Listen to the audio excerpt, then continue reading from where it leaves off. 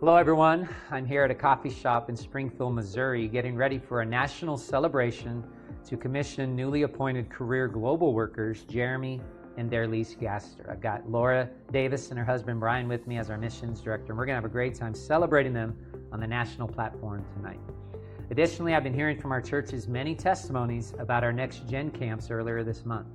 I just want to say thank you to Javen, Anna, and the whole Next Gen team for all the hard work putting those together. Remember, we have one more youth camp in July, and pray for our camp team under the direction of Scott Murish because they have a camp event or group there every week the rest of this season. Praise the Lord. On that note, I want to talk about our network process for emerging leaders. These are people we've identified as having credentialed potential in our local churches, and it's my prayer, Superintendent, that every church would raise up emerging leaders at a rate that I could name at least one person in every church. But let's take that a step further. I believe every minister could identify somebody in your life that maybe has a call of God and is an emerging leader that you could help introduce to leadership. That's why we ask ministers to always bring emerging leaders with them to our network groups and network events. We think those are great on-ramps to find out more about our network. Also, we have our schools of ministry. These are working in our local churches all around the state, and they help develop the skills and the training in people towards credentials.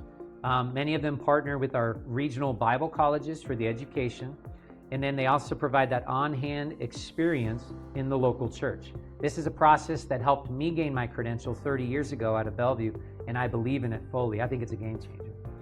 Remember that our general council churches have been given the distinction from our national office to appoint local church credentials to emerging leaders on their team in the credential pipeline. It's originally a 2-year appointment and can be renewed for one additional term, but then after 4 years, the goal is that they would be ready to apply for that certificate of ministry. And our credentialing committee, our presbytery, believes this is a great step every church should consider before sending people to get credentialed. And then finally, don't forget our Called program. This is a national ministry we do in Nebraska Next Gen in the spring, where we bring students together that feel like they have a call of God on their life, and we help them begin pursuing that even before they graduate. We had 150 of them at our event this last spring. That equals the number of emerging leaders on our roster right now from our churches. So if you put those two numbers together to 300, that basically equals the number of credential ministers we currently have. So if we do a good job in this process of identifying emerging leaders, helping them get credentialed, we could literally double our impact in the next few years. Also remember that on the Called website is the premier listing for job sites. This is where churches post their open positions and people can look for them. And we've had several great leaders join our network team over the last 2 years because they found that position there. So make sure to take advantage of that too. All these tools and resources are available to you in our network. Contact my staff or our presbytery and we'll help you get a hold of these important resources.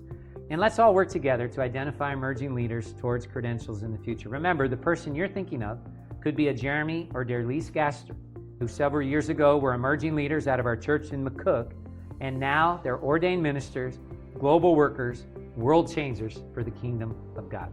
Until next time, always walk holy, work hard, and worship Him. God bless.